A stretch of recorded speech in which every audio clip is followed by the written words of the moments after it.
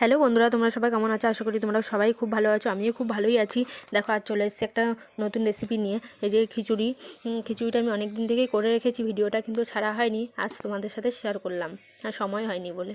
দেখো কী কী সবজি নিয়েছি তোমাদেরকে দেখিয়ে দিই। ফুলকপি, মূলো, এখানে ক্যাপসিকাম, আর দেখো এখানে গিয়ে কুমড়ো, সব রকম আর কি। যে কোনো তুমি সবজি দিতে পারো, কোনো অসুবিধা নেই। তোমার বাড়িতে যে রকম সবজি আছে সেই রকম দিয়ে খিচুড়ি রেসিপি করতে পারো। যেহেতু আমার বাড়িতে এরকমই এই কটাই সবজি ছিল, তাই আমি এই কটাই দিয়েই আমি কিন্তু করেছি। বিভিন্ন রকমের সবজি দিতেই পারো, গাজর টাজর অনেক কিছুই দেওয়া হয়। যা থাকবে বাড়িতে সেই সবজি দিয়েই কিন্তু খিচুড়িটা রান্না করলে ভীষণ ভালো লাগে খেতে।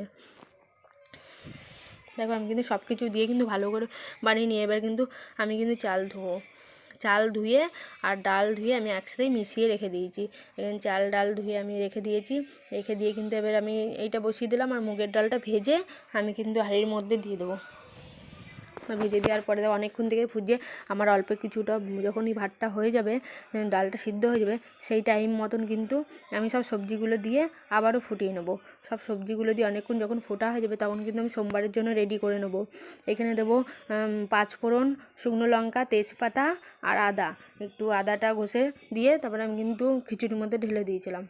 ঢেলে দিয়ে দেখো এখন আমার খিচুড়িটা কতটা হয়ে গেছে, দেখেই বুঝতে পারছো কত সুন্দর একটা কালার এসছে।